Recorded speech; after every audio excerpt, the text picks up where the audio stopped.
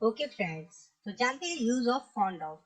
Fond of का use करेंगे हम शौकीन होना या शौक होना के अर्थ में, या शौक रखना।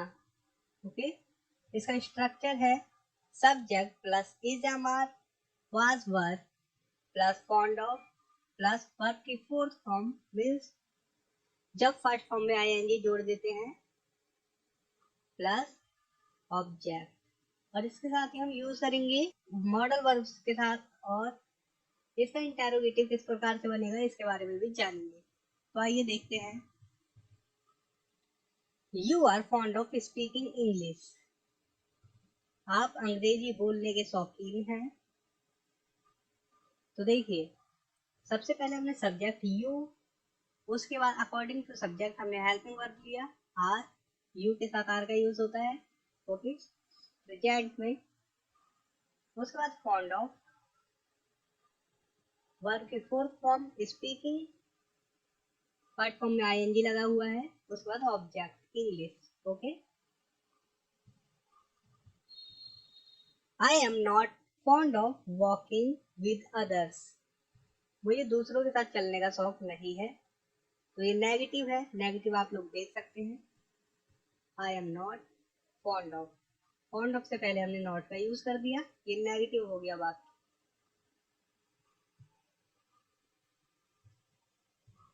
I am fond of reading English books. मुझे अंग्रेजी किताबें पढ़ने का शौक है। He is also fond of reading an English book. उसे भी इंग्लिश किताब पढ़ने का शौक है। तो उसे भी के लिए हमने क्या कर दिया, सब्जेक्ट इज। ओके, पहले सब्जेक्ट लिया, उसके बाद अकॉर्डिंग टू सब्जेक्ट इज, उसके इसके बाद हम फॉन्ड ऑफ से पहले आल्सो का यूज कर दिया, ये ध्यान रखें। ओके, अगर भी आपको बोलना है जैसे उसे भी, मुझे भी, I am also fond of, इस प्रकार से। ओके, तो ये सेंटेंस हो गया he is also fond of reading an English book. उसे भी इंग्लिश किताब पढ़ने का शौक है।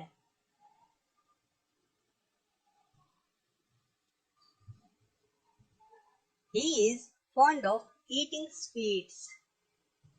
वह मिठाई खाने का शौकीन है। I am fond of talking. मुझे बात करने का शौक है।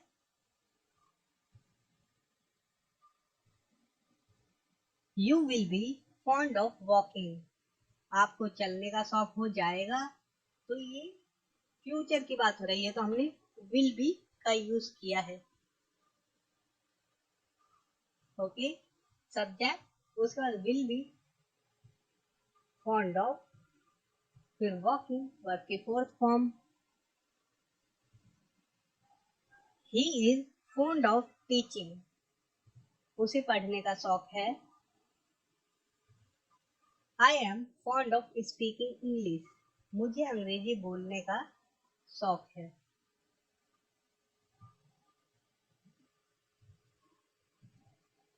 You may be fond of speaking English. तो यहाँ हमने मे बी, जो कि मॉडल है, मे सर बी का यूज किया है, तो मे बी। आप स्ट्रक्चर सिंपली जान सकते हैं अगर आप लोगों को टेंसेस की जानकारी नहीं, अदरवाइज मैं आपको बता भी देता हूँ। सब्जेक्ट, उसके बाद may be plus fond of, verb की फुल फॉर्म, और फिर ऑब्जेक्ट। तो ये हो गया, आपको अंग्रेजी बोलने का शौक हो सकता है। You should be fond of speaking English. आपको अंग्रेजी का, ओ सॉरी, आपको अंग्रेजी बोलने का शौक होना चाहिए। You must be fond of English.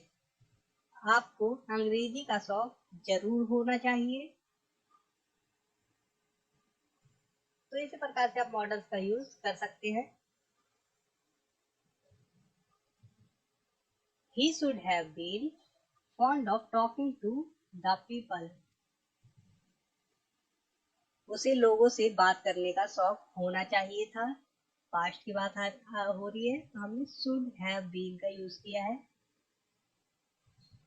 देखिए, I should have been fond of wearing good clothes. मुझे अच्छे कपड़े पहनने का शौक होना चाहिए था. I was fond of reading. मुझे पढ़ने का शौक था.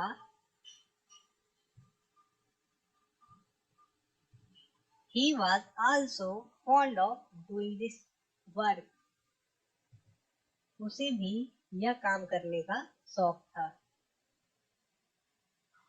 अगर भी वाला वाक्य बनाना है आपको तो fond of से पहले also का यूज कर दे. ओके, जैसे he was also fond of doing this work.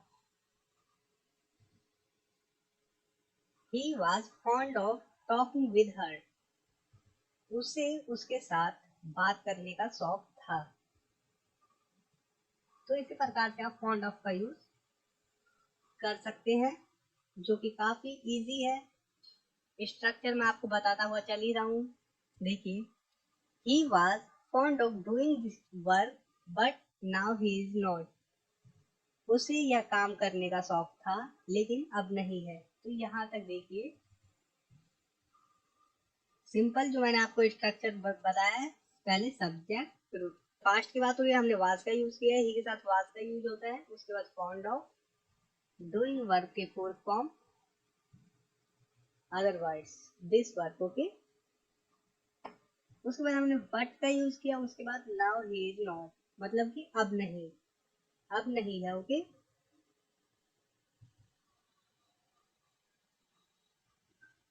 उसे यह काम करने का शौक था लेकिन अब वह नहीं है. सॉरी, इसे कर देते हैं, अब नहीं है. Okay,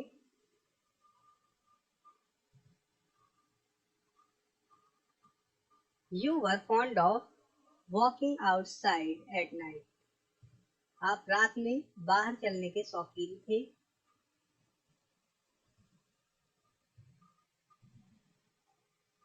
He should also be fond of reading English book. उसे भी अंग्रेजी किताब पढ़ने का शौक होना चाहिए. तो उसे भी के लिए हमने क्या किया है, मैंने आपको बताया fond of से पहले also का यूज करना है. लेकिन यहाँ पर हम should का भी यूज करते हैं, इसलिए हमने be से पहले also का यूज किया है. Okay,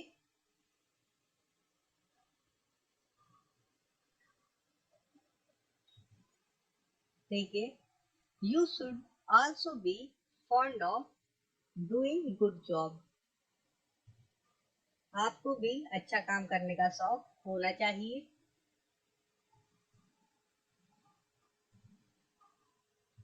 I should also be fond of walking in the morning. मुझे भी सुबह टहलने का शौक होना चाहिए. और आपको अगर क्वेश्चन बनाने हैं तो आप इस प्रकार से बना सकते हैं. हेल्पिंग वर्ब को अगर आपको प्रेजेंट में बनाना है, प्रेजेंट के लिए आप इज एम को यूज करेंगे. ओके, हेल्पिंग वर्ब को स्टार्टिंग में रखना है, उसके बाद सब्जेक्ट रखना है, उसके बाद फॉन्ड ऑफ वर्ब की फोर्थ फॉर्म और ऑब्जेक्ट. सिंपल बन जाएगा इंटेरोगेटिव सेंटेंस. WH क्वेश्चन के साथ बनाना है